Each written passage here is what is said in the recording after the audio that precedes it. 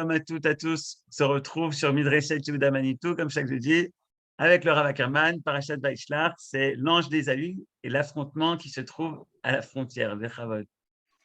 Toda Rabba Baruch Tiyeh. Alors, Erev Tov à tous. Donc, comme Johan l'a dit, cette semaine, Parashat Vaishlach, on va reprendre l'étude du combat entre le Malach, entre l'ange d'Ésaü et Yaakov Avinu. Donc, ce thème-là. Alors, tout d'abord, je vais peut-être ouvrir directement le texte pour que, comme d'habitude, on ait le texte devant nous et qu'on puisse aussi dire ce qu'on a à dire toujours au début. Alors, Sheyeh, Leilu Nishmat, Dodati Sarah, Imorate Ita Ita Bat Rabbi Yoshua Levi, Yvonne Sarah Bat Fani, Claude Moshe Ben Eden, Nelly Bat Rachel et Yehudit Bat Chefza. S'il y a d'autres personnes qui veulent, vous pouvez l'envoyer à Johan. S'il peut réagir, il le rajoutera. Alors, donc, comme vous avez vu dans le titre de l'affrontement à la frontière, ce qu'on va étudier aujourd'hui va être basé, on peut le dire, sur un seul endroit dans la paracha. C'est-à-dire que dans la paracha, toutes les stations du retour de Yaakov Avinu chez lui à la maison prennent toute la paracha. Je crois que je vais quand même redire cette introduction générale qui est très très importante. Vous savez que Rav Yehuda avait l'habitude toujours, dans son enseignement des parachiotes de la Torah, de dire que les parachiotes, elles viennent zugot zugot, elles viennent deux par deux tout le temps, et il avait l'habitude de baser son commentaire sur cette conjugaison, sur le fait que deux parachiotes viennent ensemble et le sens de ça.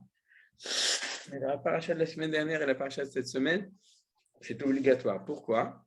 Parce que Vaïtse, comme son nom l'indique, c'est la paracha de l'exil de Yaakov chez Lavan, et la paracha de Vaishlach, c'est pas comme son nom l'indique, c'est la paracha du retour de Yaakov de chez Lavan, du retour à la maison. Et la première frontière, aujourd'hui on va en apprendre une deuxième, la première frontière c'est Machanaïm, c'est la fin de la paracha.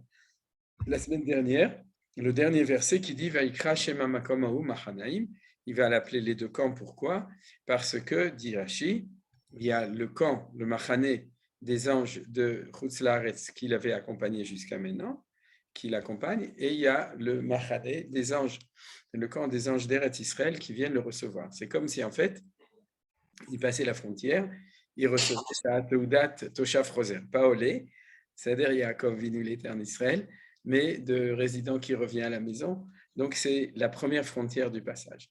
Maintenant, donc, ça veut dire que, a priori, on dirait Parashat Vayetse, Parashat Agalut, c'est la parashat de l'exil chez Lavan, et Parashat Vaishlach, c'est la parashat de la Géoula. Alors, si on n'avait pas étudié la parashat de Vaishlach, on aurait dit parashat de la Géoula, s'il est rentré chez lui, il est rentré chez ses parents, il était marié, il avait déjà beaucoup d'enfants, il vécut heureux jusqu'à 120 ans. Et en fait, ce verset existe, mais c'est le dernier verset de la paracha, à part toutes les toladot, tous les enfantements de Esav. C'est-à-dire que vous verrez que le shvi, je crois que c'est le shvi, ou en tout cas à la fin de la paracha, je peux vous donner précisément, en tout cas c'est le chapitre 36 au niveau de la division en chapitres. Et au niveau des aliyot, c'est au milieu de Shishi, en gros. C'est-à-dire la fin de la paracha nous raconte l'histoire de la descendance d'Ésaü depuis l'époque de Esav jusqu'à nos jours, d'après Rashi. Il y a vraiment toute la descendance. Mais si on s'arrête juste avant, à ce moment-là, on a la station où Yaakov Avinu, rentrant chez lui, arrive chez son père, chez Yitzhak Aviv, Yitzhak Aviv. Il arrive chez Yitzhak Aviv, et puis à ce moment-là, son père vécut beaucoup d'années, et il est mort, etc. Et il fut enterré par Esav et Yaakov. Donc, il y a 2 versets ou 3 versets à la fin qui nous racontent, on pourrait dire, ce happy end, cette fin. Mais toute la paracha, depuis le début, nous raconte le retour, mais toutes ces stations qui sont au contraire des stations avec, en général, énormément d'épreuves, puisqu'il y a tout d'abord Tsarat Esav, le conflit avec Esav, ensuite Tsarat Dina, le conflit avec Shechem, ça on en avait parlé l'année dernière, ensuite Tsarat Rachel et Tsarat Rivka, puisque Rivka meurt en chemin elle meurt lorsque Yaakov est encore en chemin, lorsqu'il se trouve à Bethel. Ensuite, Tsarat Rachel, la mort de Rachel au moment de la naissance de Binyamin. Et c'est uniquement, il y a encore l'histoire de Reuven plus tard, lorsque Reuven fait tout un micmac. Et puis à la fin, il arrive chez son père. Mais c'est le dernier passouk, c'est-à-dire que toute la Torah nous raconte pas un retour si simple, mais il nous raconte les épreuves du retour avec énormément de stations. C'est-à-dire, on peut les signaler en tant que stations. On a vu Machanaïm, ensuite le passage de Yabok et Peniel, c'est l'endroit qu'on va étudier aujourd'hui. Ensuite, Shrem, Sukkot, d'abord Shrem, Bethel, ensuite Bethléem, puisque c'est l'endroit où Rachel est Niftera, Migdal Eder, et ensuite Hebron. Donc j'ai cité les endroits, les stations qui sont marquées dans la paracha, vous le verrez, chaque station avec son histoire, mais tout ça, ça veut dire une chose, et c'est ça que je veux dire, c'est on pourrait dire deux épreuves, c'est ça que la Torah nous raconte. L'épreuve 1, c'est la paracha de Vayetse, c'est l'épreuve de l'exil, et l'épreuve 2, c'est ce qu'on appelle Atralta de Géoula. C'est les épreuves du début de la Géoula, du retour en Israël. Et c'est pour ça que j'ai introduit comme ça. La Torah nous raconte toutes ces stations quand on est déjà rentré en Israël.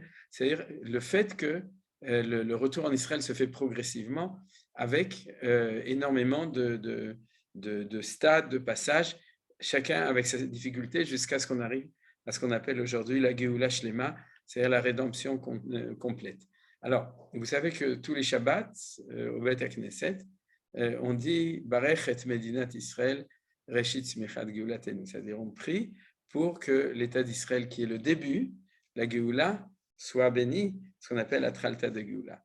Si vous demandez où se trouve dans la Torah, au niveau des patriarches, l'histoire de ce qu'on appelle Atralta de Géoula, le début de la Géoula, alors c'est la paracha de notre semaine. Et c'est comme ça qu'il faut voir l'étude qu'on va faire aujourd'hui, c'est-à-dire que ça va être on va étudier une seule des tachanot qui est liée à ça. Alors cette tachana, on va tout de suite commencer, c'est celle du passage du Yabok.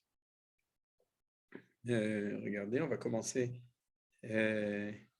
Voilà. C'est donc le verset 23. Et cet endroit, on va l'étudier avec ces deux noms. Le premier nom, c'est le passage d'un fleuve qui s'appelle le Yabok, qui existe aujourd'hui, qui se trouve en Jordanie. J'ai hésité à mettre des photos. En tout cas, j'ai regardé dans Internet, dans Wikipédia, etc. Il y a des très belles photos. C'est un beau Nahal qui se trouve en Jordanie. Et donc, et dans ce Nahal, l'endroit où Yaakov va se battre avec l'ange de Esav, qui se trouve justement au moment où il passe le Yabok, cet endroit-là, il va l'appeler Peniel ou Penuel. Et donc, c'est ça qu'on va étudier aujourd'hui. On va étudier l'histoire de ce qui s'est passé au moment à Yabok et à Penuel. C'est le même endroit, c'est-à-dire que Penuel, c'est le nom de l'endroit précis, c'est-à-dire que là, le Nahal est long, mais à l'endroit où il est passé, ce Nahal, ce Vadi, ce fleuve, c'est un torrent, un fleuve, comme vous voulez. À ce moment-là, l'endroit où il est passé, il s'est battu avec l'ange. Ça s'appellera d'ailleurs pour la postérité Penuel ou Peniel, puisqu'on va le retrouver ensuite dans les histoires, dans les Nevi'im et Ketuvim, dans les Nevi'im. Alors, prenons les trois versets qui nous intéressent pour l'instant à propos de cet endroit. Vayakom balaylahu, vayikach et shte nashav et shte shifrotav et achad asar yeladav, vayavor et ma'avar yabok. Vous voyez, c'est ça qu'on a vu aujourd'hui, c'est le passage, c'est cet endroit. Vayikachem vayiveirem et anachal vayaver et asherlo. Vayivater Yaakov levado, vayavek ishimo ad alot hashachar. Alors, si on regarde le texte, regardez d'abord le Rashi sur le verset 24, il a pris donc, il leur a fait passer le Nahal, et ensuite il fit passer tout ce qui lui appartenait. Vous avez la traduction en français. Rashi dit ce qui était à lui, est à Sherlo, les animaux et les biens meubles. Il s'est transformé en pont, prenant d'un côté et déposant de l'autre. Alors, pourquoi est-ce que les Chachamim avaient besoin de nous dire que Yaakov, il s'est transformé en pont? C'est-à-dire, est-ce que le texte aurait manqué quelque chose si on n'avait pas dit qu'il s'était transformé en pont? Vous comprenez ma question, d'accord? C'est-à-dire qu'a priori, ce n'est pas marqué. Il est marqué qu'il a fait passer de l'autre côté toute sa famille et tous ses biens. C'est-à-dire, ensuite, question suivante, comment ça se fait que Vaïvater Yaakov Levado, qu'il est tout seul. Alors, regardons les choses de manière plus précise. D'abord, on va voir le pont. Au niveau du texte, c'est marqué comme ça. Et il y a marqué, Vayakor, il s'est levé dans la nuit, il a pris ses 2 femmes, ses 2 servantes et ses 11 enfants. Vayavor et Ma'avar Yabok, il y a marqué qu'il a passé le Ma'avar Yabok, et après il y a marqué qu'il les a pris et il les a fait passer, vous voyez. Or, c'est un petit peu bizarre, parce que normalement, tu passes avec eux, c'est-à-dire tu prends une barque et tu passes avec tout le monde. Là, il y a quelque chose qui est un petit peu bizarre. Il est d'abord passé de l'autre côté, et ensuite, il les a fait passer. Vous avez remarqué. C'est-à-dire dans le Pasuk 23, il passe lui-même, et dans le Pasuk 24, une fois qu'il est passé et qu'il est de l'autre côté, à ce moment-là, il les fait tous passer. Donc, il y a quelque chose qui ne va pas. Et c'est pour ça que Rachid dit ce qu'il dit. C'est-à-dire qu'il dit qu'il est passé tout seul de l'autre côté, et une fois qu'il était de l'autre côté, il les a pris et les a passés. Et c'est ça qu'on appelle Asa Atzmo ke Gesher. Il s'est fait comme un Gesher. Il était déjà de l'autre côté du fleuve, et à ce moment-là, je ne sais pas comment il faisait, peut-être avec sa main, ça dépend de la largeur du Nachal. En tout cas, il les faisait passer comme ça de l'autre côté, où ils étaient restés tout seuls, à ce côté où lui était passé. Et après, donc c'est absolument impossible qu'ils restaient tout seuls, puisqu'ils étaient tous, du coup, une fois qu'ils étaient passés, ils étaient tous du bon côté, de l'autre côté. Et comment est-ce qu'il était tout seul? C'est pour ça que nos sages nous disent, il était retourné, voilà. Yaakov resta seul, il avait oublié, excusez-moi, c'est juste un problème d'équilibre, Yaakov resta seul, il avait oublié de menus ustensiles, dans le Lachon de Rashi, de Chachamim, Pachim Ktanim, des petites fioles d'huile, d'après les commentateurs, c'est-à-dire que c'était l'époque de Hanouka, et l'essentiel ayant déjà été transporté vers ses précédents, parce que vous avez remarqué que dans la pasouk d'avant, il y a marqué Vaya Aver et Tacherlo, c'est-à-dire comme dit Rashi, les animaux et les biens meubles, donc il avait passé, et il était retourné pour les chercher. Gemara de Choulin 91a, c'est-à-dire qu'il était retourné pour chercher les Pachim Ktanim, ces petites choses.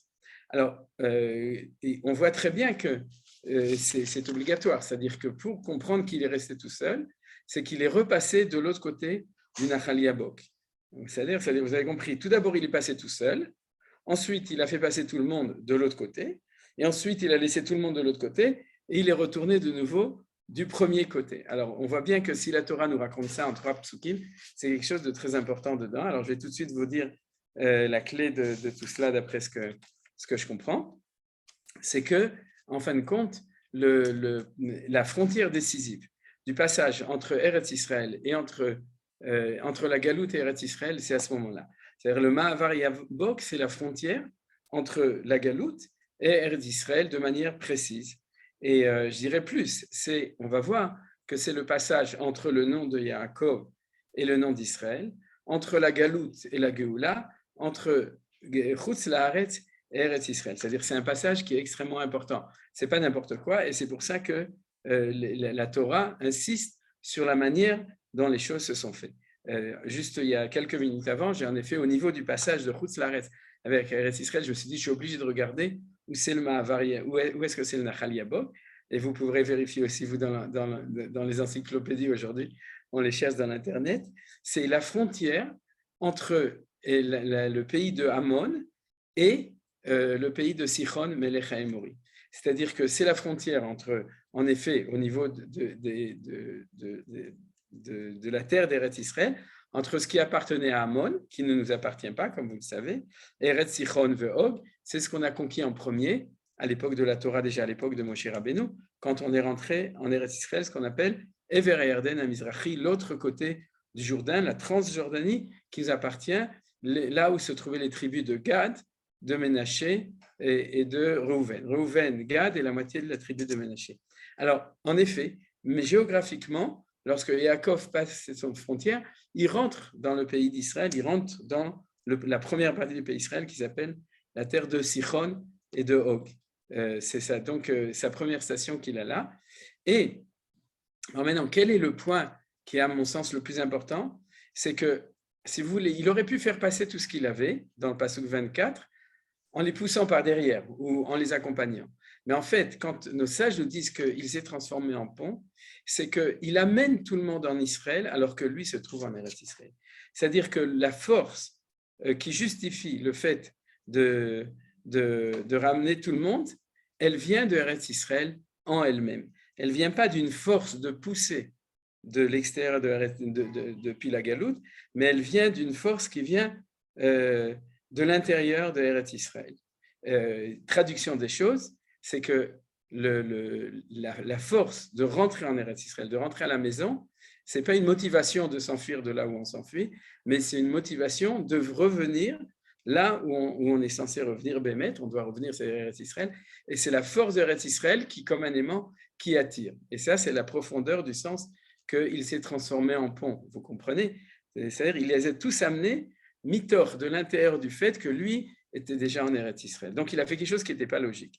Il est passé en Eretz Israël, et une fois qu'il était en Eretz Israël, il a amené tout le monde. Et c'est pour ça qu'il a réussi à amener Kol Asherlo. Au niveau spirituel, c'est que pour pouvoir vraiment tout ramener, alors il faut vraiment que le Erech, la valeur qui amène, c'est la valeur déjà du Kodesh, de la sainteté de Eretz Israël qui se trouve déjà de ce côté-là, qui amène les choses ici. Ça, c'est le premier point que je voulais signaler. Maintenant, on va passer au deuxième point. C'est quoi cette histoire des Pachim Ktanim? C'est-à-dire des petites ustensiles qui est le Pasuk Kafé. C'est-à-dire que lorsque il va se battre avec l'ange de Esav, c'est parce qu'il est tout seul, parce qu'il retourne pour chercher des Pachim Ktanim. Alors, je vais traduire ça dans le langage de Manitou, qui lui-même l'enseignait. C'est que, en fait, une fois que tu as tout passé, c'est-à-dire les animaux, les biens meubles et bien entendu tes femmes et tes enfants, ce qui est marqué dans ce passouk-là, qu'il a qu'il a tout passé, il y a un scrupule qui peut être qu'il reste encore quelques étincelles de Kedusha, des étincelles de sainteté, qui restent encore de l'autre côté. C'est-à-dire bien que le processus est là, Yaakov se trouve en Eretz Israël, et il fait rentrer tout le monde dedans, il a un scrupule qui reste peut-être quelques pachim ktanim, c'est-à-dire des kelim, vous savez, des ustensiles dans lesquels il reste encore quelques étincelles qu'il fallait peut-être ramener, et il va là-bas. Mais en fait, c'est un scrupule qui, on voit, était inutile, au contraire, qui était dangereux, puisque à cause de ça, il s'est retrouvé en conflit avec l'ange d'Ésaü, et il s'est retrouvé en danger avec ça, c'est-à-dire il s'est trouvé tout seul. Alors ça veut dire quoi ce qu'il s'est retrouvé tout seul? Ça, je reprends l'enseignement important de Manitou dessus, c'est que et Asherlo, ça veut dire que quand on revient en Eretz Israël et qu'on fait tout passer de ce côté-là, que le centre de gravité redevient en Eretz Israël, à ce moment-là, en dehors d'Israël, il se trouve, c'est-à-dire en Galoute, ce qu'on appelle la Galoute, il se trouve que la Galoute est vidée de la Shrina, de la présence divine. Ça, vous savez cet enseignement-là, c'est-à-dire qu'il se trouve vide, et à ce moment-là, les gens qui sont là-bas, ce qu'on appelle donc ces Pachim Ktanim, sont en danger. Et ce danger, c'est Esav. De manière plus claire, c'est le combat avec Esav à ce moment-là, de manière claire, maintenant que l'histoire est déjà arrivée, elle correspond à l'événement de la Shoah. C'est-à-dire, lorsque Yaakov Avinu a déjà fait passer de l'autre côté, à ce moment-là, ce qui reste de l'autre côté et qui n'est pas encore prêt à revenir, parce qu'il pense qu'il y a encore des étincelles de sainteté à récupérer là-bas, se trouve dans un danger terrible. C'est ce qu'on appelle qu'il était Vaïvater Yaakov Levado, c'est qu'il est resté tout seul, et tout seul, c'est tout seul de la présence de la Shrina. Ce qu'on a vu dans le verset d'avant. C'est-à-dire, une fois que le centre de gravité était revenu en Eretz Israël, et que grâce à ça, il a réussi à tout passer de ce côté-là, c'est-à-dire l'essentiel, à ce moment-là, il y a un très grand danger qui se crée d'un vide de présence de la Shrina qui l'accompagnait, comme il y a marqué dans la promesse que Akadosh Baruch Hu avait fait à Yaakov. Il lui a dit, je serai avec toi, qui lo ezofra, et je ne t'abandonnerai pas jusqu'à ce que j'ai tout fait. Et donc Yaakov ne devait pas, et quand on parle, pas de Yaakov en tant que personne, mais de différentes dimensions du peuple juif, si vous voulez, parce qu'une fois que l'essentiel est passé de ce côté-là, puisque Yaakov est passé de l'autre côté, alors il ne devait pas retourner, c'est-à-dire qu'il ne devait pas y avoir cette recherche-là, et c'est ça qui amène ce danger terrible de cette dernière rencontre, on pourrait dire, cette dernière confrontation avec l'ange tutélaire de Esav qui arrive à ce moment-là. Alors, tout Mais d'abord, pourtant, c'est ce qui lui a permis de réussir et d'avoir le nom d'Israël. S'il n'était pas revenu, s'il ne s'était pas battu, s'il n'avait pas enfin fait ses preuves sans qu'Akadosh Baruch Hu l'aide, eh ben à ce moment-là, il n'aurait peut-être pas eu le nom d'Israël. ouais, Alors en fait, il a eu un certain mérite à retourner. ouais, tu as raison. Ça pose une question. Disons comme ça, la question c'est comment l'histoire se serait passée si jamais elle ne s'était pas passée comme ça. Alors, et peut-être je vais te répondre avec la réponse de Manitou. D'ailleurs, il la cite à la fin du cours de cette semaine, Parashat Vaishlach. Je crois que c'est celui de 83, celui qui, il me semble, celui que j'ai en tout cas écouté et qu'on trouve sur l'Internet, mais vraiment pratiquement à la fin. Il dit une phrase très importante. Il dit et là, si vous voulez, je vais la prendre à partir des psukim. Il dit qu'il y a un narratif sioniste qui dit que l'État d'Israël est suite à la Shoah. C'est-à-dire que ce qui justifie le fait le droit d'Israël sur Eretz Israël, c'est le fait que nous avons subi la Shoah. Et vous savez que c'est très, très dangereux de dire cette chose-là, parce que tout d'abord, ça n'a aucun justificatif vis-à-vis de ce qu'on appelle les Palestiniens. Et deuxièmement, ce n'est pas la vérité. Ça, c'est ce qui est le plus important. C'est-à-dire le retour en Israël, c'est parce qu'on rentre chez nous à la maison et ce n'est pas parce qu'on a subi les rédifotes, l'antisémitisme, jusqu'au paroxysme de la Shoah. Et Manitou disait, le point le plus important pour ça, c'est que historiquement, chronologiquement, le retour en Israël a précédé. La déclaration Balfour a précédé la Shoah et que, comme il le disait, avec toute la prudence, il serait plus logique de dire, et c'est Nachon, que la Shoah est le résultat du dernier essai de Esav pour empêcher que ce processus qui avait déjà commencé réussisse. Et avec la phrase qu'il rajoutait, que s'il n'y avait pas eu la Shoah, et là c'est la réponse que je te donne Michel, s'il n'y avait pas la Shoah, non seulement de toute façon il y aurait eu l'État d'Israël, mais seulement il y aurait eu l'État d'Israël, sans doute qu'aujourd'hui on serait déjà 20 millions en Eretz Israël, parce qu'il y aurait eu encore des millions de Juifs qui auraient pu venir à ce moment-là, qui ont été assassinés par nos ennemis, par les nazis, etc., qui auraient pu venir en Eretz Israël. Donc il faut inverser les notions d'histoire. Où est-ce que ça se trouve dans la paracha? Et c'est ça que j'ai beaucoup aimé, parce que si vous voulez, c'est ce petit chidouche, ou ce chidouche du diouk là, c'est ces trois versets, vous avez compris? C'est-à-dire tout d'abord Yaakov passe en Eretz Israël, donc le fait qu'on est revenu en Israël établit traduction, déclaration Balfour. Deuxièmement, il fait un pont à partir d'Eretz Israël, c'est-à-dire que le sionisme devient un fait d'aimantation, non pas de fuite d'en dehors d'Israël, mais au contraire d'un retour en Eretz Israël, et c'est l'histoire du pont du Pasuk 24. Et ensuite apparaît le problème d'une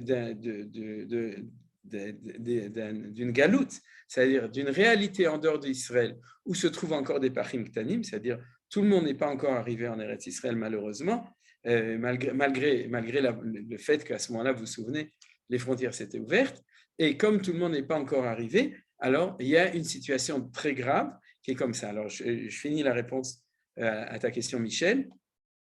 Ce combat avec Esav et avec le nom de Esav, c'est vrai qu'on le reçoit le matin, mais on ne le reçoit pas au milieu de la nuit. C'est-à-dire, je dirais comme ça, on ne l'a pas reçu à Auschwitz, on l'a reçu des Anglais, et plus exactement de toutes les nations, le 29 novembre 1947, si on veut traduire les choses de manière beaucoup plus précise.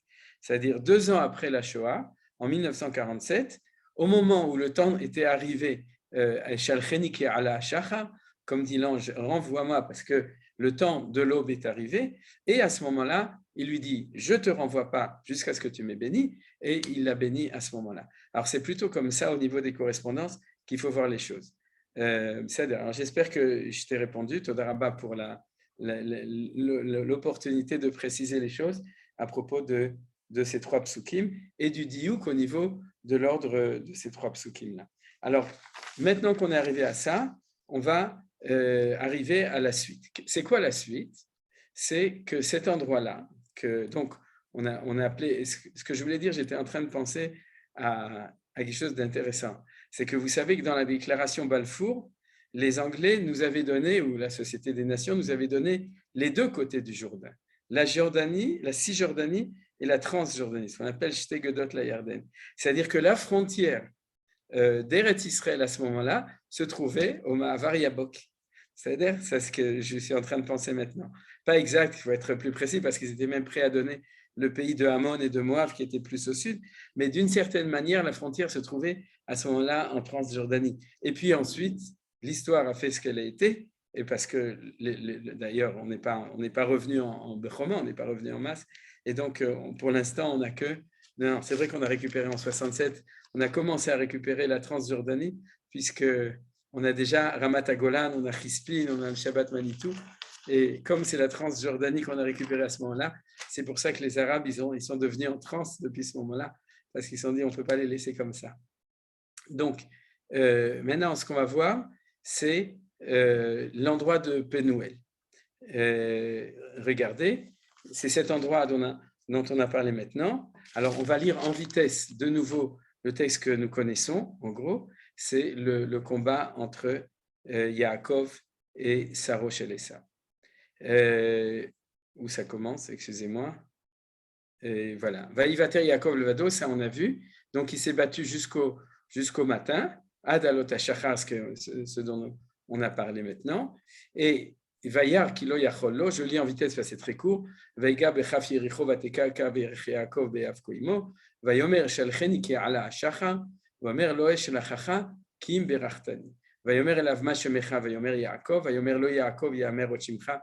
Kim Israël, qui sarita em Elohim ve'im anashim vatuchal, ve'ishal Yaakov vayomer agina shemecha ve'mer lama zetil shal lishmi, ve'verech oto sham, ve'ikra Yaakov shem hamakom Peniel, ki raiti Elohim panim el panim, vatinatzel nafshi, ve'izrach lo hashemesh ka'asher avar et Penuel, ve'u tzoleh al Yericho, al ken lo yochlu bnei Israël et gid anasher al kaf asher al kaf hayerech ad hayom hazeh ki naga bechaf yerech Yaakov. Donc, on a lu en vitesse ce texte extrêmement célèbre que tout le monde connaît. Et j'ai posé aussi des questions classiques que tout le monde connaît, mais c'est comme ça qu'on étudie la Torah. Chaque année, on recommence et on pose des bonnes questions. Alors, la première question que je voudrais demander, c'est de quel bracha il s'agit. Vous voyez, il y a marqué, Yaakov a dit, je ne te renvoie pas tant que tu ne m'as pas béni. C'est ce qu'il dit à l'ange de Esav. D'accord ? Et l'ange ne le bénit pas, puisque qu'est-ce qu'il lui dit ? Il lui dit « What's your name ?» Comment tu t'appelles ? Il parlait l'anglais, en tout cas de notre temps. À l'époque, il parlait le latin.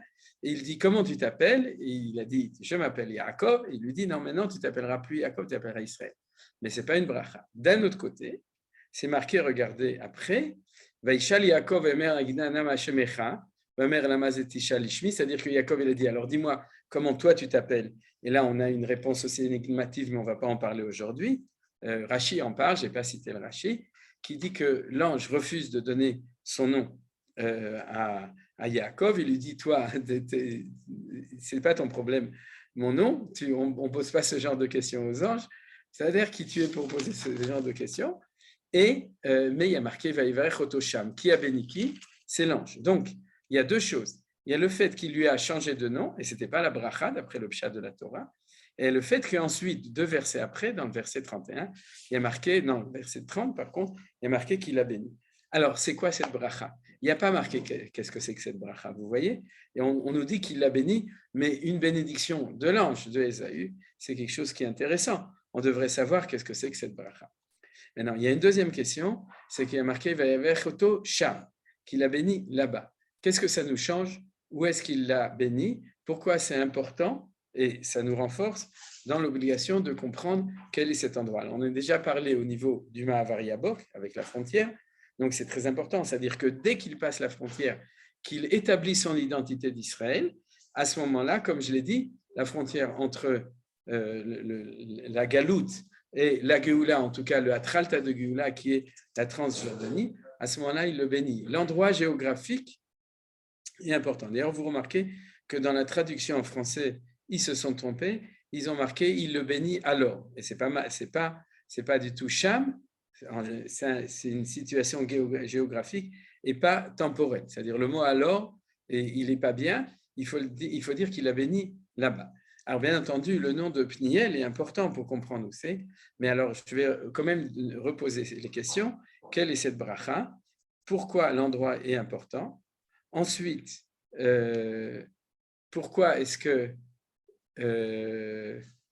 qu'est-ce que ça veut dire Sarita? Vous voyez? C'est-à-dire que quand il lui donne son nom, il lui dit Ki Sarita im Elohim ve'imanashim vatuchal. C'est-à-dire que tu t'es battu avec justement les puissances célèbres. En principe, c'est l'ange, c'est lui-même, et imanashim, donc avec des gens, et tu as vaincu. Donc, de nouveau, on revient à la question, ça veut dire quoi ce mot Sarita? Sarita qui veut dire, dans ce cas-là, Sarita, c'est bien traduit, je pense, car tu as ajouté, tu t'es affronté, comme j'ai dit, c'est-à-dire tu t'es battu contre des anges. Elohim, c'est pas avec Dieu, tu t'es battu contre des anges, mais qu'est-ce que ça veut dire? Ensuite, pourquoi le nom de Peniel et qu'est-ce que ça signifie? Et bien entendu, quel est le sens de ce combat avec cet ange? Ça, c'est aussi une question qui est importante. Voilà, ça c'est en gros les questions que je posais pour pouvoir donner une réponse. Alors, il y a encore une question, voilà, j'étais en train de la chercher, c'est que ici il y a marqué que c'était un homme, veillé avec Ishimo. Et c'est pour ça que nos sages nous disent, cet homme, ce n'était pas un homme, c'était un ange. C'est-à-dire, et ça prête à confusion. En allemand, on dit Ich weiß nicht. C'est-à-dire, je ne sais pas si c'est un homme ou si c'était un ange. Et pourquoi on est sûr que c'est un ange? Parce que tout d'abord, dans toute l'histoire, c'est-à-dire que la bracha et le changement de nom ne peut pas venir d'un homme. C'est obligé que ce soit une force céleste qui soit là pour fixer ces choses, sinon la Torah ne l'aurait même pas raconté, ça n'aurait pas eu d'intérêt. Ça a un intérêt parce que ça correspond à une intervention divine par l'intermédiaire de cet ange qui est l'ange de Esav. Mais ensuite, c'est marqué clairement dans le verset 31, Vaikra Yaakov Shema Makomahu Peniel, Kiraiti Panim Elohim Panim El Panim Vatinatzel Nafshi. C'est-à-dire que lorsque Yaakov donne le nom de Pniel, il le donne sur son combat avec l'ange. Et il dit à ce moment-là qu'en effet, il a été sauvé d'un combat avec un Elohim. Donc on voit bien que c'était un ange, c'est marqué dans la Torah. On n'a pas besoin donc de plus chercher pour prouver ça. La vérité, c'est que dans la Haftara, c'est marqué aussi clairement et que c'était un ange. Et Rashi le cite ici, à cet endroit-là. Regardez, le pasuk de Oshéa, chapitre 12, verset 5, qui est le Rashi sur le verset 29, celui qui dit Ki Saritam Elohim v'imanashim. Donc tu t'es battu. Dans la Haftara, il y a marqué Vayasa El Malach Vayechal. Traduction, il a lutté avec un ange. Là, c'est marqué clairement que c'est un ange, vous voyez. Il l'a vaincu, il a pleuré, il a supplié. Que lui demandait-il? À Bethel, il nous trouvera, et là, il nous parlera. Alors, la suite du Rashi ou de la Haftara, ça, on en parlera peut-être tout à l'heure. Mais c'est clair que que ce combat, il est avec un malach, avec l'ange tutélaire de Ésaïe. Alors, tout d'abord, ce qu'on voit ici, qui est important, c'est que l'endroit, que Yaakov va appeler l'endroit, justement sur le nom de cette confrontation avec l'ange. Dans le mot Peniel, vous avez les deux choses. Premièrement, El, la fin du mot qui veut dire qu'il a combattu avec une force divine, avec un ange. Et ensuite, Penny, parce que c'est pas relié avec les Anglais qui avaient une monnaie qui s'appelait le penny, mais c'est lié avec le mot panim qui est marqué ici. Kiraiti Elohim panim el panim vati natzel nafshi. Alors, c'est de là que je vais commencer à étudier notre étude. Il faut retourner à la bracha. Quelle est la bracha que Yaakov demande à cet ange-là? Alors, la bracha qu'il lui demande, regardez, c'est Yaakov, c'est la bracha, qui lui demande, on va lire Rashi, comme ça on le verra. On ne pourra plus soutenir que c'est par ruse et par éviction, ikva, le même racine que le mot Yaakov qui t'a obtenu les bénédictions, mais en toute dignité et ouvertement. Le Saint béni soit-il va se révéler à toi à Bethel, il changera ton nom, tout ça on ne va pas le lire maintenant, mais Yaakov, on est ici du côté de droit, mais Yaakov ne l'a pas voulu. Excusez-moi, je suis obligé de faire un petit déplacement pour qu'on puisse voir les choses. Et Yaakov ne l'a pas vu ainsi, l'ange a dû malgré tout lui confirmer son droit. C'est ce que veut dire le verset suivant. Il le bénit là-bas, il a fait supplier d'attendre, mais Yaakov avait refusé. Alors j'explique. C'est-à-dire que lorsqu'il a marqué Vayeverech oto sham, c'est qu'il lui a confirmé la bénédiction que Yitzhak lui avait donnée et qu'il avait pris de Esav. Et quand il lui confirme la bénédiction, il lui confirme aussi la Bechora, c'est-à-dire les deux choses. Alors maintenant, on comprend le texte. Lorsque l'ange de Esav veut s'en aller, il lui dit « Laisse-moi partir ». Il lui dit « Rega, avant que tu partes, puisque tu es l'ange de Esav, je veux que tu me confirmes la Bechora et la Bracha que mon père, c'est-à-dire que la Bechora, le droit d'aînesse que j'avais acheté à Esav, et la Beracha, la bénédiction que mon père Yitzhak m'avait donnée, qui revenait, a priori, apparemment, qui revenait à Esav. Et le mot Sham, d'après cet enseignement de Rashi, c'est que l'ange, regardez, l'ange, il disait comme ça, il lui a dit, le Saint béni soit-il va se révéler à toi, Bethel, et il changera ton nom et te bénira. J'y serai moi-même et j'y consentirai. C'est ce que dira le prophète. Il a lutté avec un ange, il l'a vaincu, il a pleuré, il a supplié. C'est-à-dire l'ange a supplié Yaakov de quoi? Attends jusqu'à ce qu'on arrive à Bethel. Et là, je te promets, c'est signé, c'est garanti. Moi, l'ange de Esav, je te donnerai l'assentiment que tu deviens Israël. Et Yaakov a refusé, et il lui a obligé à lui donner cette bénédiction à cet endroit-là et de changer le nom. Et c'est pour ça qu'il y a marqué, maintenant on explique, Vayivarech oto Sham. Vous avez compris?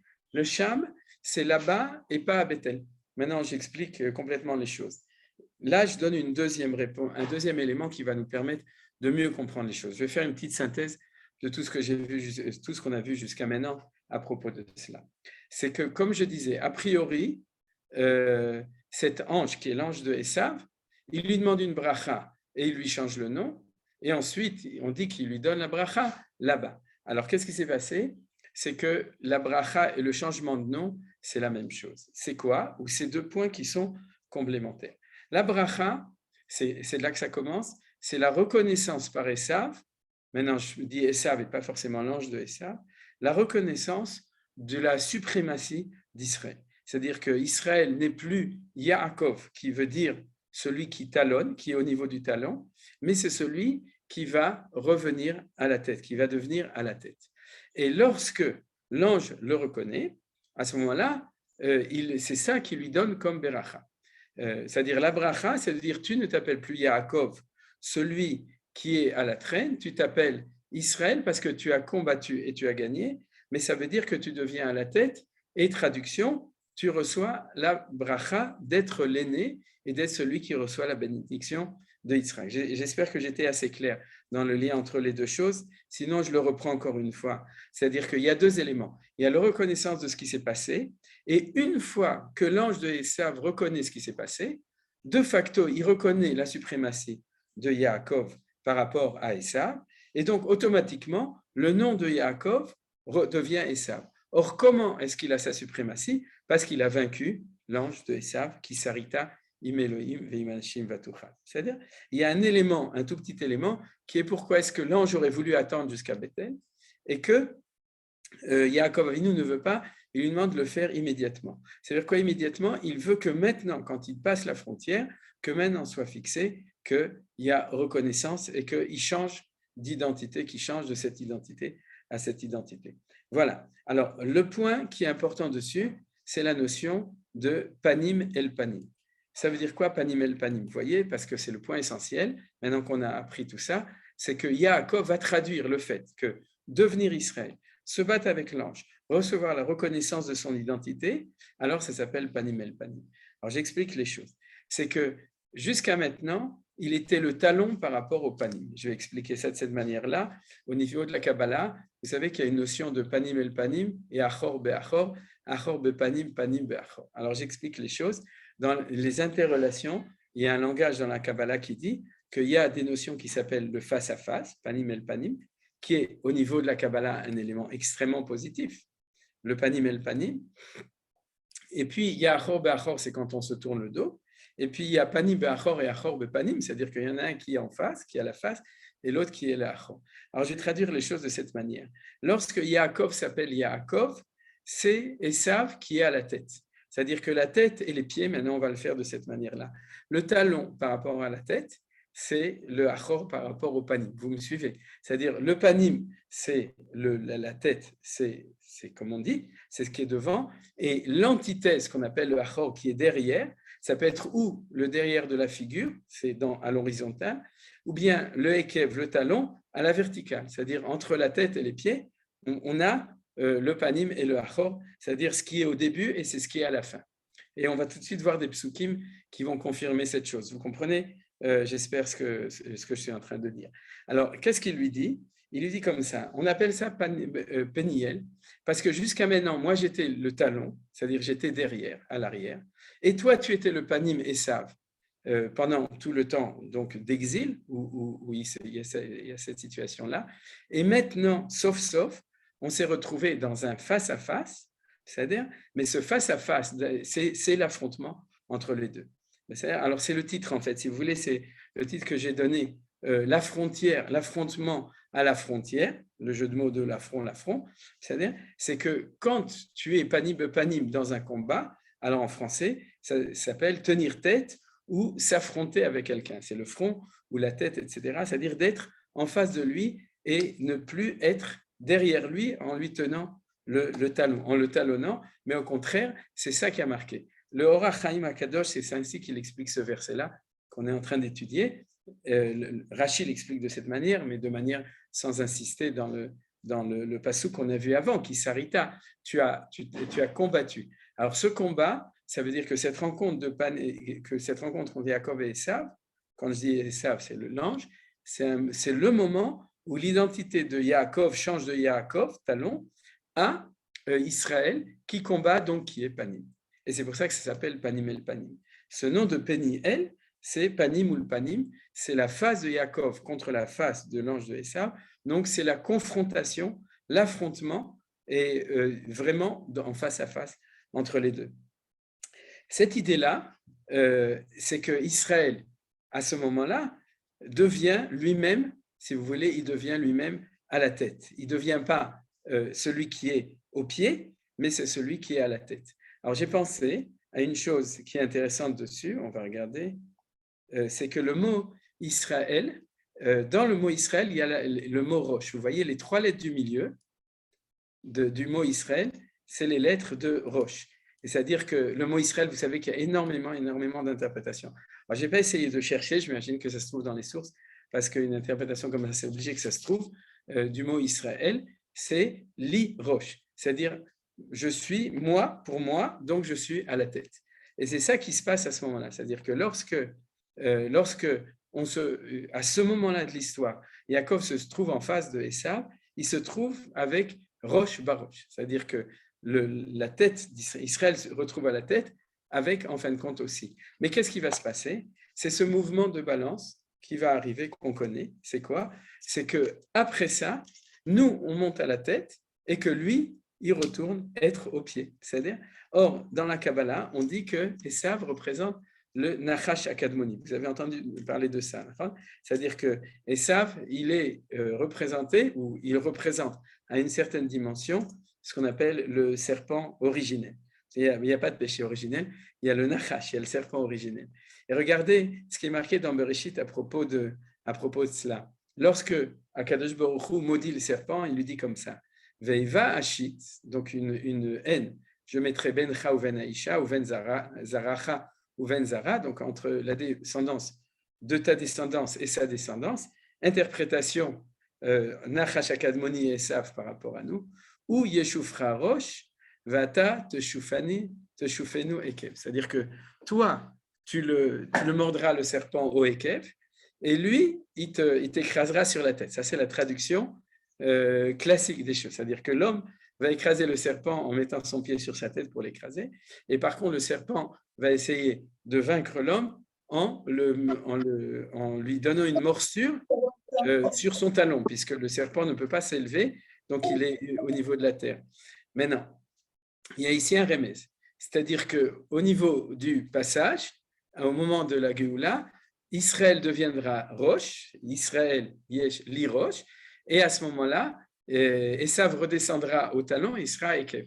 Alors que pendant le temps de Galout, nous, on est au Ekev puisqu'on s'appelle Yaakov, et lui, il est le Rosh. Comme vous voyez à propos de Amalek, regardez, Vayar et Amalek, Vaïsam et Shalo Vayomar, c'est dans la bénédiction ou dans la vision plutôt de Bilham, dans le livre de Bamidbar, dans Parashat Balak, Vayomar, et il a dit Reshit Goïm Amalek, Vacharito Adeovet. Alors regardez, il est marqué ici le mot Rosh et le mot Acher, Achor. C'est-à-dire que dans l'histoire, ces notions, elles ressemblent. C'est-à-dire que où tu es le Rosh, où tu es, d'ailleurs c'est ce qu'on dit Rosh Hashanah, Shani le Rosh, Velo le Zanav, on ne va pas parler de Zanav, on va parler de Ekef, parce que c'est Yoter Nachor. Osheni est le Rosh, ni le Ekef. Pendant l'histoire de 2000 ans d'exil, Esav ou Barosh, et nous, on s'appelle Yaakov. Au moment où on passe Peniel, comme je vous ai dit, le Mahavar Yavok, à ce moment-là, on passe la frontière et on retrouve notre identité d'être Rosh. Et à ce moment-là, on reçoit le nom de l'Irosh, c'est-à-dire de Israël. Et comme Yaakov, l'ange de Esav se trouve en face, il n'est pas encore descendu, donc l'endroit s'appelle Peniel, Panim El Panim. Et ensuite, on va retourner à cette notion que nous, on monte au niveau du roche et en parallèle, Esav, lui, c'est lui qui passe au Ekev, qui passe de l'autre côté, de l'autre côté de la frontière, quoi, on pourrait dire comme ça. Et le point essentiel du passage, donc, c'est ce point du Panim El Panim qui s'appelle l'endroit géographique précis. Alors, vous voyez que je reviens à ce que j'ai dit depuis le début de la paracha, c'est que ce qu'on apprend dans cet enseignement-là, c'est que ce passage-là, c'est un passage historiquement essentiel. C'est une vraie frontière, comme j'avais dit au début, Galout Geoula, Eretz Israël, Chutz La'aretz, et aussi de Yaakov à Israël. Au niveau des noms, c'est ça qui est important, c'est au niveau des noms, c'est du passage de l'un à l'autre. Ken. Quelqu'un veut dire quelque chose? Oui. Je peux poser une question? Oui, bien sûr. Pourquoi le Malach n'a pas voulu donner sa bénédiction Cham? Pourquoi il voulait attendre qu'il soit à Bethel? Ah, très bien. Besséder Gamon. C'est une très bonne question. Et c'est un petit peu lié avec la question que Michel avait posée tout à l'heure. C'est qu'en fin de compte, quand on regarde, et on va regarder le passage de Bethel, si vous voulez, pour que les choses elles soient claires. Vayomer Elohim El Yaakov, regardez, c'est le chapitre 35. Kum ale Bethel veshev sham, vase sham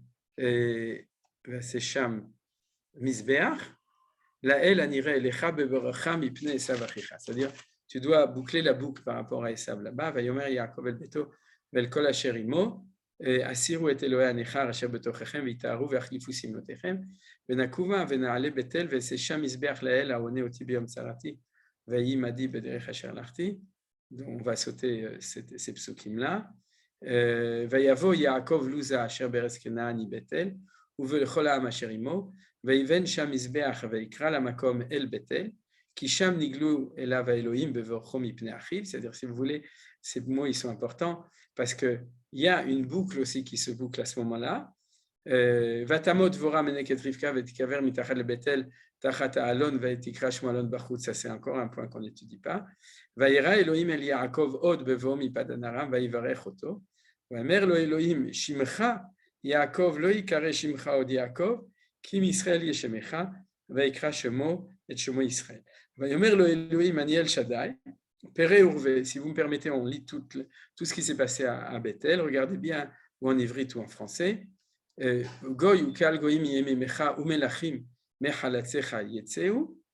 ואת הארץ אשר נתתי לאברהם וליצחק לך אתננה ולזרעך אחריך אתן את הארץ ויעל מעליו אלוהים במקום אשר דיבר איתו ויצב יעקב מצבה במקום אשר דיבר איתו מצבת אבן ויסך עליה נסך ויצוק עליה שמן. C'est-à-dire qu'il a bouclé son vœu qu'il avait fait de prendre cette matzeva qu'il avait fait avant de sortir et de le transformer en Beth Elohim. C'est ce qu'il fait là puisque quand il met de l'huile dessus, c'est qu'il est Mosheach Oto Beshemen HaMishcha, c'est-à-dire qu'il le sanctifie. Veikra Yaakov et Shem HaMakom asher diber ito sham Elohim Bethel. Il l'avait déjà appelé. Mais si vous voulez, jusqu'à maintenant, c'était en attente, parce que le projet n'était pas réussi. Le projet ne faisait que débuter par les 20 ans, ou pour nous, par les 2000 ans d'exil.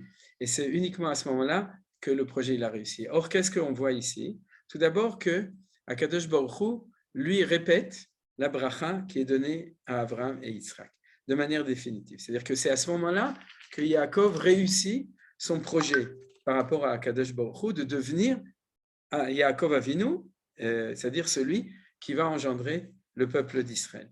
Ce qui avait été promis à Abraham, qui aurait pu, au risquer, de passer à Ishmaël et confirmer à Yitzhak, et ce qui a été promis à Abraham et Yitzhak, qui aurait pu, ou risquer de passer aussi à Esav, va être confirmé une première fois lorsque Yaakov s'en va, mais définitivement et de manière claire à cet endroit-là. Sinon, Akadosh Baruch Hu n'avait pas besoin de le dire.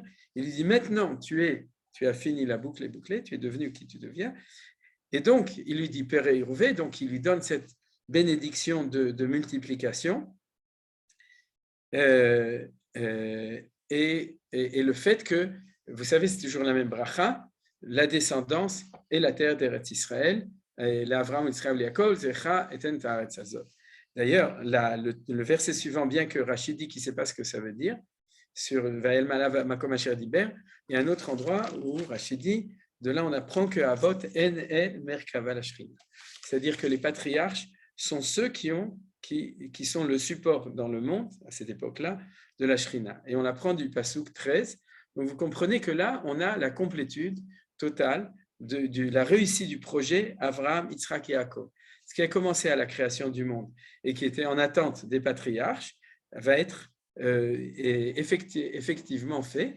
Et comme par hasard, Bethel, vous savez que c'est Jérusalem. On ne parle pas du Bethel, là où il y a le Minal Ezrachi, mais on parle du Bethel, du Enzekim Bet Elohim Vezeshar Hashamaim, c'est ce que nos sages nous disent, c'est-à-dire que cette chose-là, c'est l'établissement de cet endroit comme le Makom HaMikdash, l'endroit du Mikdash, et c'est là que Akadosh Baruch Hu va bénir Yaakov, et c'est là que Yaakov consacre ou sanctifie ou consacre cet endroit comme Makom HaMikdash. Alors, ce qui est intéressant, c'est que Dieu donne le nom de Israël et Israël à ce moment-là. C'est inutile. Pourquoi c'est inutile? Voilà, exactement ce que tu as dit, Nadine, on a tous entendu. C'est que l'ange de Sav lui avait déjà donné. Alors, c'est cette tension entre les deux que Rashi, à partir du Midrash, a expliqué en disant que l'ange lui a dit « Lâche-moi, laisse-moi », et c'est promis juré, il a bien fait parce qu'on ne pouvait pas faire confiance à l'ange d'Ésaü. Surtout qu'il avait dit que c'était le moment qui était arrivé pour qu'il, chez Omar Shira, il ne serait plus jamais revenu, à mon avis, et à quoi il a bien fait. Mais en tout cas, puisqu'il y a deux fois le nom qui est donné à Israël, alors les sages, les Chachamim, se sont demandé où était la clé de cette chose-là, et ils l'ont trouvé dans la Haftara. Dans le verset de Hoshea, d'Osée, de la Haftara, vous verrez, c'est dans la Haftara, Sar el Malach Bachav Itranen, Bethel Insenu Veshem Idaber Imanu, c'est-à-dire que l'ange a pleuré en disant attends-moi. Ça veut dire quoi? Ça veut dire qu'il faudrait faire la synthèse des deux dimensions. Alors je vais les traduire de manière claire, et comme ça on va bien comprendre les choses. Et à mon avis, on sera obligé de s'arrêter là. Je voulais dire encore quelque chose, mais ce sera peut-être pour une autre année. Cette chose-là, c'est que, si vous voulez, au début de l'étude, on a vu que notre paracha, c'est tout le processus de la Atralta de Géoula. C'est tout le processus très long. En fait, quand on appelle Atralta, c'est comme le Gaon de Vilna l'enseigne dans le Kolator, c'est que la Géoula, elle vient Kima, petit à petit. Kima, Ken, Kima, Zon, etc. C'est-à-dire que Kima, petit à petit, c'est qu'elle vient par palier. Une fois qu'on a passé la frontière, c'est-à-dire qu'une fois qu'on est passé Machanaïm, et maintenant on a vu aujourd'hui une frontière encore plus importante, celle de Péniel, puisqu'on a vu que c'est la frontière définitive en fin de compte, du dénouement du passage entre eux, dans l'histoire, le moment où Esav est Rosh et nous on est à Kev. À ce moment-là, on est Panim el Panim, c'est très important. Et puis ensuite, lui, il va devenir Akev et nous, on devient Rosh. Vous comprenez? C'est vraiment le moment critique. C'est pour ça que ça s'appelle Panim el Panim, pas Panim. et la panim et le panim comme on a vu aujourd'hui. Maintenant, Dieu aurait dû déjà confirmer à ce moment-là. Mais c'est quoi ce sens des choses que ça prend du temps? C'est que le binyan, la construction de la Géoula au niveau politique, au niveau international, au niveau de la reconnaissance du peuple juif en tant que nation parmi les nations, ce qu'on appelle le sionisme historique, c'est-à-dire le premier sionisme, c'est ça ce qui s'est passé à ce moment-là. C'est-à-dire, par quoi c'est défini? On est Am que Chol Ha'amim, c'est-à-dire on est un peu parmi les peuples, traduction en hébreu, qui sarita em Elohim ve'imanashim vatuchal. Parce que tu es capable de battre et de vaincre les autres nations. Et les nations, comme disait De Gaulle, comment est-ce qu'il a dit en 67? Hein? Vous vous souvenez? Faire de lui Le peuple d'élite sur de lui est dominateur. Voilà. Alors, vous savez que dans notre mentalité galoutique de l'époque, on était scandalisé. On a considéré, parce que ça venait de chez lui, d'un antisémitisme. C'est-à-dire que niveau Umatspuna, on a découvert qu'il était son Matspoun de Gaulle, qui était le héros de la France. Et puis tout d'un coup, nous, juifs français qui soutenons de Gaulle depuis 39-45, c'est-à-dire bien entendu, Brazzaville, etc., vous vous souvenez? C'est-à-dire, eh bien, tout d'un coup, on se rend compte que même lui, dès qu'on a eu la chance de réussir la guerre des 6 jours, alors son matzpoun, c'est-à-dire ce qui était caché en lui, son effet d'antisémite s'est révélé. C'est ce qu'on a vu à l'époque. Mais relisons-le aujourd'hui, des dizaines d'années après, et puis le fait que la plupart des gens qui sont ici, ils sont physiquement en Eretz Israël. Il y en a, je vois Yosef qui est dans sa Neshama et dans son effet chez Zouar, il est aussi ici. Mais à ce moment-là, c'est super ce qu'il a dit de Gaulle. Qu'est-ce qu'il a dit de Gaulle? De Gaulle a dit en français ce que le malach de Esav a dit en hébreu, qui sarita em Elohim ve'inashim vatochal. À l'époque, on avait honte de ça. Aujourd'hui, il faut changer de disquette, comme on dit, et dire on est très content. Il nous a fait la bracha de reconnaissance de ce qu'on attendait depuis 2000 ans, de dire que panim el panim, anachnu rosh berosh. Et quand on doit se battre avec Elohim, avec des projets, des idéologies palestiniennes, dans ce cas-là, ve'imanashim avec des gens, Rachidi, Lavan, Ve'esav, et pour nous, c'est tout ça, vatuchal, eh bien, on les gagne, et puis ça énerve, et puis c'est très bien, parce que c'est signe qu'on a arrêté d'être un Jacobin, et qu'on est devenu un Israélite, non, un Israélien, c'est-à-dire qu'on est dans la prina de Israël Mamash. Ça pose quand même un problème que Jacob s'appelle encore Jacob, parce que c'est là même quand on fait Elokei Yaakov, on continue à porter cette identité juive en nous. Ouais. Et ça veut dire que quand je suis juif, je suis dans les talons, quoi. Oui, d'accord. La raison, ça c'est ce que Manitou disait, et tu le sais que c'est la Sugiya de la Gemara. C'est la Sugiya de la Gemara dans Brachot, page 12, folio A, c'est-à-dire 11 folio B et 12 folio A, Yud Bet Amud Aleph. Elle dit tout celui qui appelle Avram au verbe AC, c'est interdit. On n'a pas le droit de rappeler son ancien nom. Par contre, Israël Yaakov, lui. Alors Manitou, son explication, qui est d'ailleurs basée sur le pshat de la Gemara, il faut la reprendre là-bas, c'est-à-dire de voir d'où la Gemara l'apprend de la Torah, c'est que Yaakov étant Israël, son histoire au niveau individu va être repris par la collectivité en tant qu'identité Yaakov du peuple juif, ce qu'on appelle Yehudi, dans l'histoire de la civilisation d'Ésaü, c'est-à-dire de la civilisation romaine, chrétienne, etc.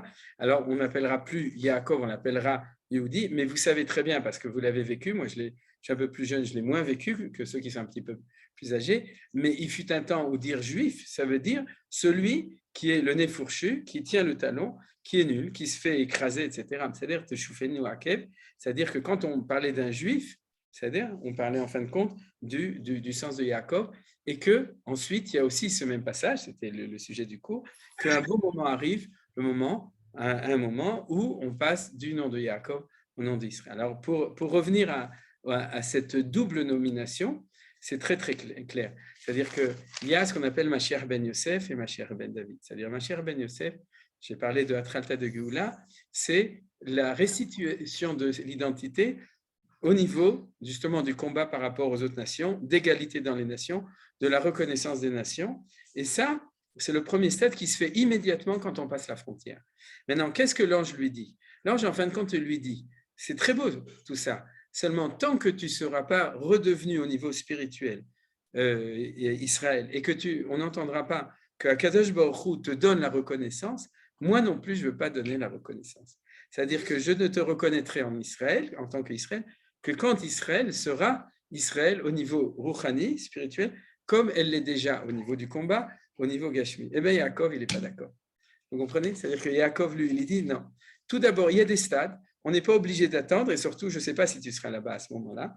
D'abord, sans doute, ce n'est pas sûr qu'il sera du tout, et en tout cas, est-ce qu'il sera d'accord de venir? Il lui dit, mais non, on a passé cette frontière, on a appelé Péniel, on a appelé le Mahavar Yabok, et on a commencé les choses. Et à ce moment-là, je t'ai vaincu, et on a reçu ce nom, eh bien, tu me donnes le nom, et je n'attends pas.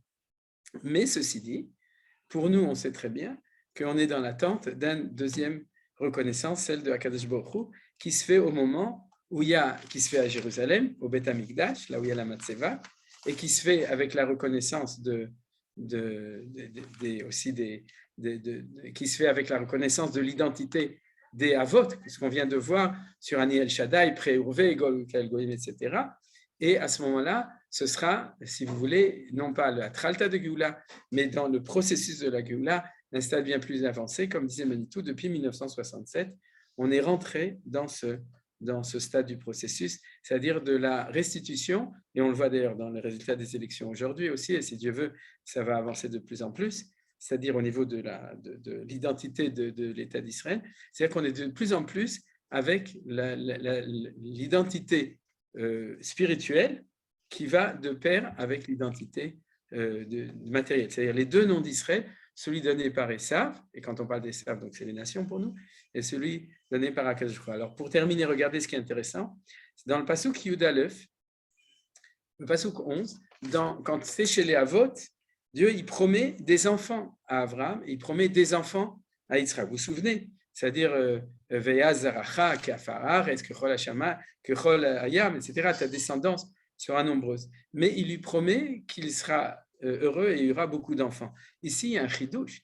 Il lui dit pré-Uruvé, pré-Uruvé, ça veut dire multiplie-toi, mais tout d'un coup, il lui parle de nation. Il lui dit Goy ou Kal Goyimi Yemimcha. Il ne lui parle pas d'enfant, il lui parle de nation. Et s'il y a une nation, il y a aussi roi, ou Melachim Echalatzecha Yetzeu. C'est-à-dire qu'il lui annonce le programme. Il lui dit c'est plus Avram, c'est plus Yitzhak, c'est Yaakov. Et comme en tant que Yaakov, tu as vaincu l'ange tutélaire de Esav, ça veut dire au niveau de l'histoire que le moment est arrivé pour que la Malchut Israël, elle, soit restituée dans le monde. Et c'est ça qui est marqué dans ce passouk. Le mot de Melachim à propos d'Israël est très rare. Ça n'arrive pas souvent. Alors, vous voyez aussi ce que dit Rashi ici. Ces enfants vont devenir des peuples dont le nombre sera le même que celui des peuples, c'est-à-dire 70 nations. De même, le Sanhedrin comprendra 70 membres.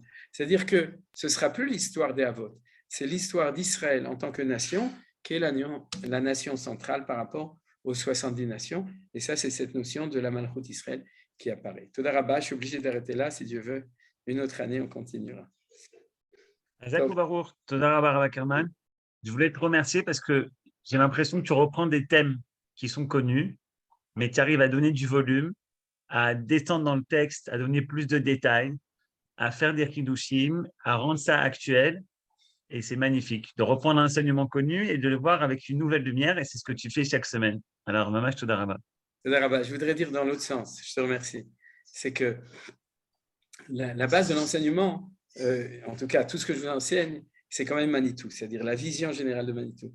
Et les phrases que Manitou dit, ce qui est extraordinaire, c'est qu'à force de réétudier le texte, on voit qu'elles sont marquées, c'est ce que tu as dit, mais de manière précise. Mais je dirais que c'est tout d'abord la lumière de Chachamim, de Chazal, de Rashi, et ensuite de la vision Eliona de Manitou. Mais ensuite, c'est vrai que ce qui est très très beau chaque fois qu'on étudie, c'est de pouvoir tout d'un coup découvrir que des Rashi, que vous voyez comme l'histoire du pont, on se demande qu'est-ce que ça fait là, etc., ou toutes sortes de petits détails de la paracha sont extrêmement précis dans la lecture grâce à ça, grâce à cet éclairage. Toda Rabba Yohan. Alors, si vous voulez poser une question. Oui, bonsoir. Bonsoir, monsieur. Qui êtes-vous? JM, YN, Wan. Jonathan. Jonathan, ok, ça va. Je connais la voix, oui, bien sûr. Salut, Jonathan. Bonsoir. Mais est-ce que le Mahavar Yabok, est-ce que c'est vraiment physique? Bien sûr. C'est ça que j'ai dit. C'est que l'histoire du retour en Israël, c'est d'arrêter de l'étudier de manière mythique ou symboliques, d'accord, et qu'elles reprennent les pieds. C'est-à-dire qu'aujourd'hui, tu peux faire un tioul si tu as envie de passer du côté de Jordanie. C'est-à-dire tu peux faire un tioul et aller voir. Maintenant, dans l'Internet, tu peux voir les photos. Il y a plus de 200 photos quand tu appuies Ma'avar Yabok. C'est-à-dire que ça correspond à une réalité, et c'est ce qu'on a vu aujourd'hui.